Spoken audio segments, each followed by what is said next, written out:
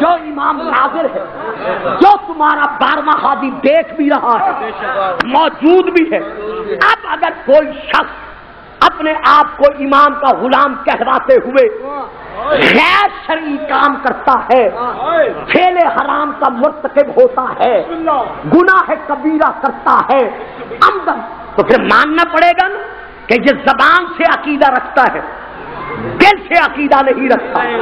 ہمارا امام موجود ہے، زندہ ہے. آؤ آج اپنے اپنے دل میں بیٹھ کر اس جنگرائے کے امام بارگاہ میں رک کر گلفام کے چند ٹوٹے پھوٹے کلمات سننے کے بعد میں تمہیں مجبور نہیں کرتا.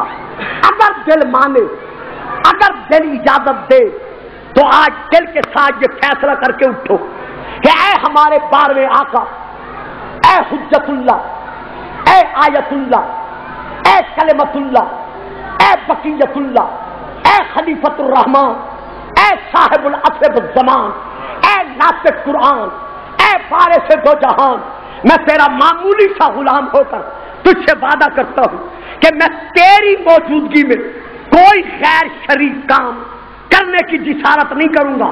پھر یاد رکھو امام تمہیں وہ مقام بخشیں گے کہ تم نہیں کہو گے کہ مولا ہمیں زیارت کراؤ، بلکہ مولا کہیں گے کہ دیکھو میں اس کی زیارت کرنے آ رہا.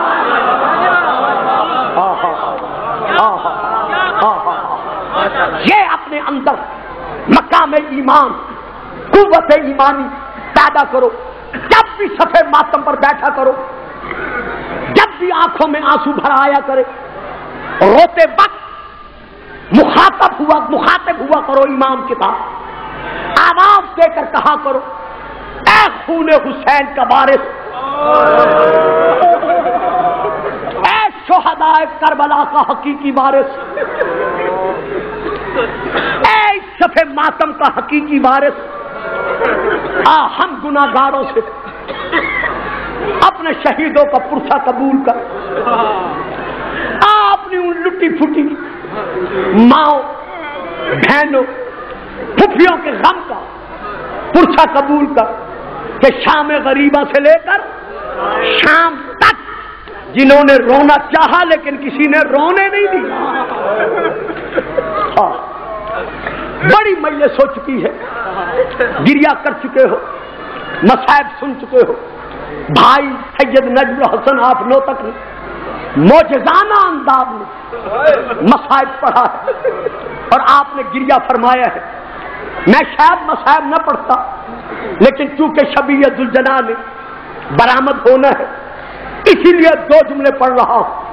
شہادت کا مصائب نہیں پڑھ رہا، صرف 2 جملے دے رہا ہوں.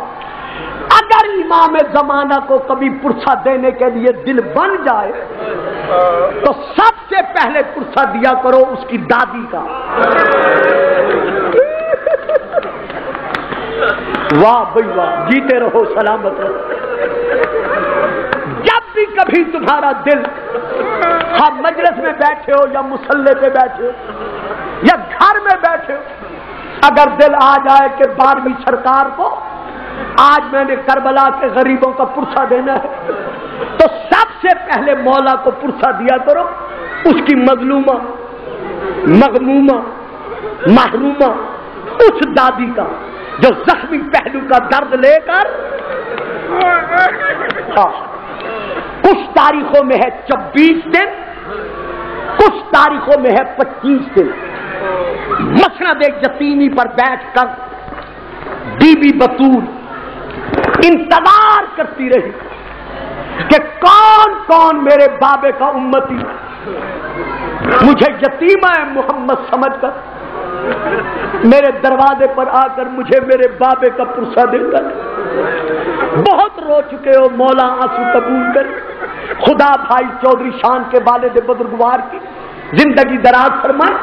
یہ گھر اسی طرح سارے کے سارے آباد و شاد رہے، آپ بھی سوائے اس غم کے کبھی کوئی غم نہ دیکھیں. بی بی انتظار کرتی رہی کہ کون کون میرے بابے کا امتی مجھے میرے بابا کا آقا میری یتیمی کا پرسہ دیتے.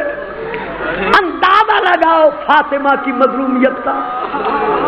24 دنوں کے بعد کچھ مسلمان اکٹھے ہو کر فاطمہ کے دروازے پر انوکھے رنگ میں پرسا دینے آئے.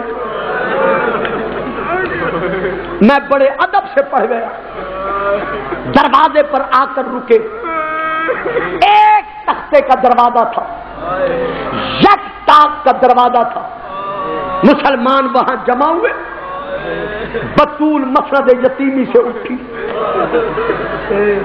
پرسا لینے کے لیے دروازے پر آئی. جب آئی کمر سیدھی تھی,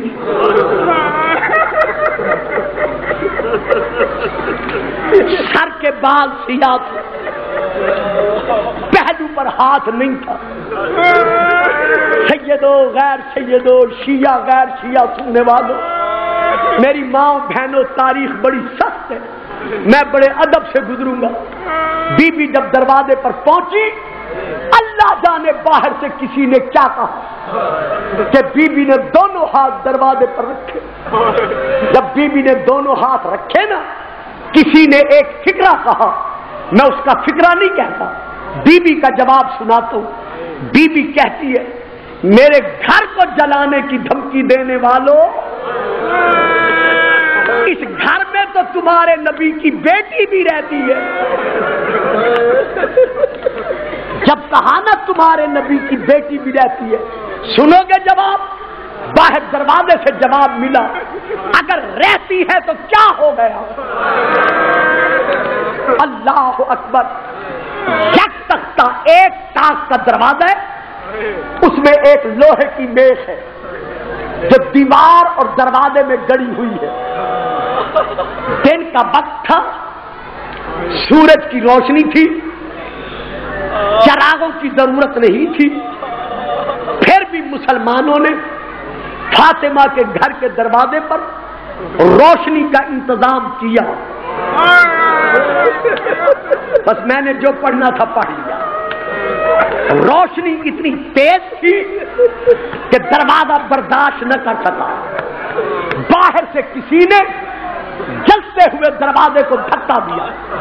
دھکے کا ملنا تھا, لوہے کی میخ سمیت دروازہ دیوار سے گرا. جب گرا, دروازہ بطول کے دائیں پہلو پر آیا.